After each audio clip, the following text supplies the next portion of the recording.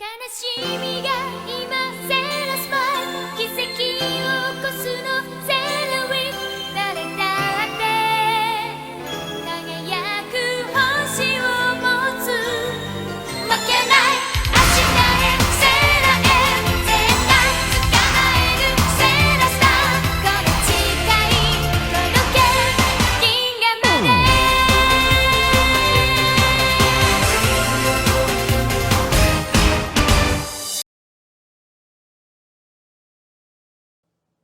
Hey guys, what's going on? It's your boy Kenny, and we're back with Sailor Moon Crystal, season 3, episode 35, and no, 36. This is Labyrinth Part 2. Guys, this one is gonna be short because it's not really a long one, but you get in this episode you get like a really deep in depth vibe of how Cordy Knight and Dr. Tomoe became, what they are to Pharaoh 90. You also get to see how um, no Mistress 9 how did she get into Hotaru's body.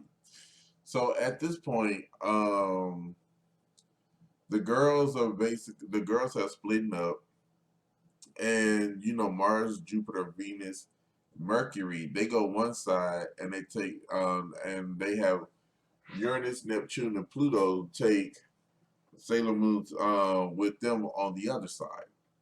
Now they're trying to split up and try to cover as much of the school as possible.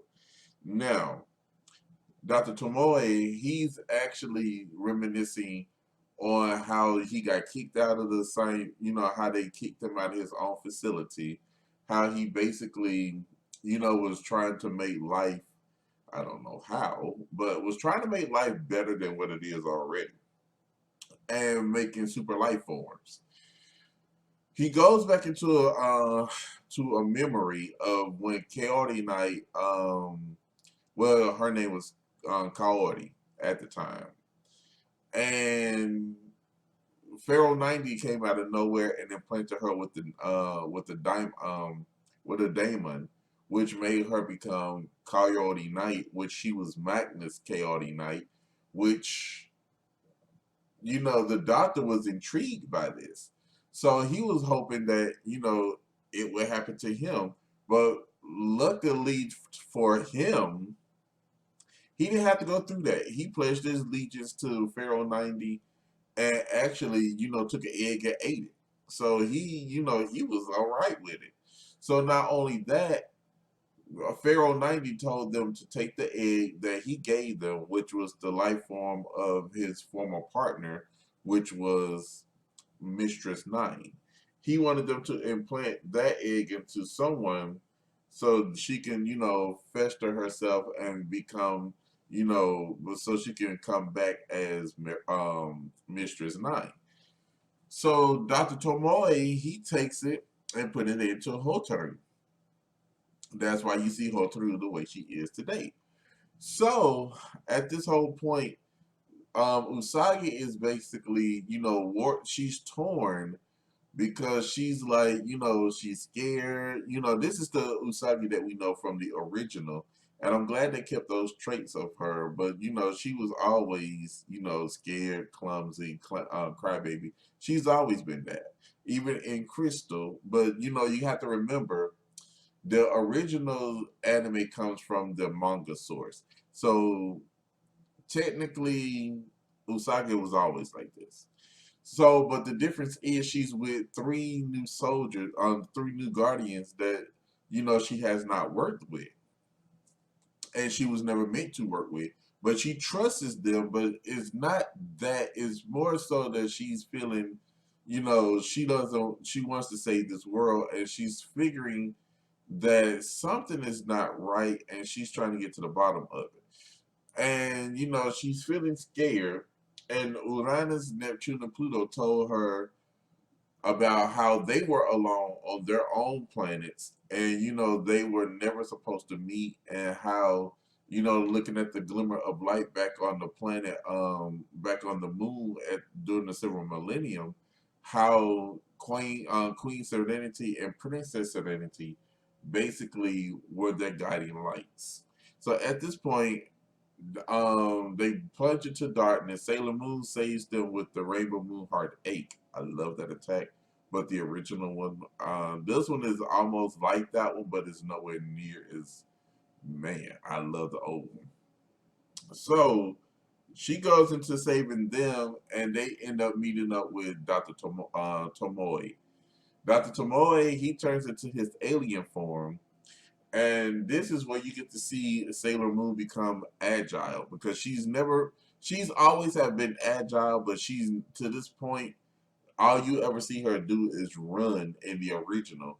But in this one, and I like how they made her look in this one because she was more agile, more strong, more fierce than she was in the original. But she was still as powerful, but I like her more in Crystal, you know, being powerful the way she is.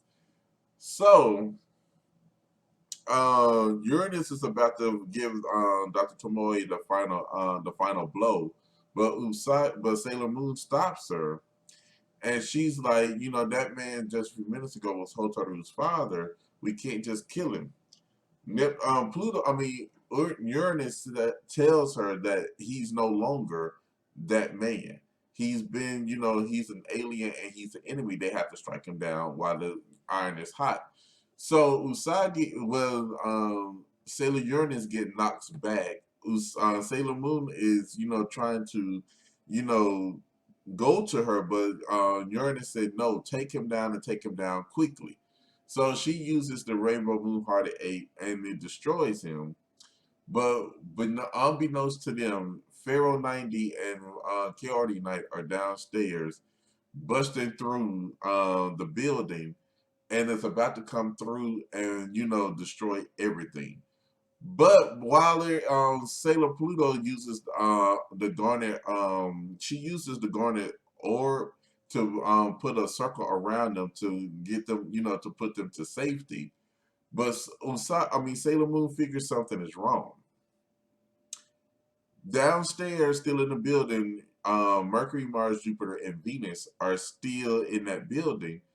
And at this point, she figures that out. And not only does she figure it out, they get blasted. And when they get blasted, her super transformation dies because without the connection of those four, the power cannot last.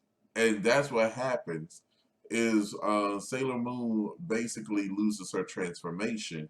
So she's no longer Super Sailor Moon because the um the other guardians are either unconscious or dead. So y'all tell me your thoughts. We're about to move on to the we got a couple more episodes to the finale. I'm trying to get ready before Sailor Moon Eternal comes out next year, and I will be reviewing that. Like I told you, that's going to be in the form of a movie. But let me know your thoughts. Let me get on back over here and finish watching this, and I will see you guys in a minute.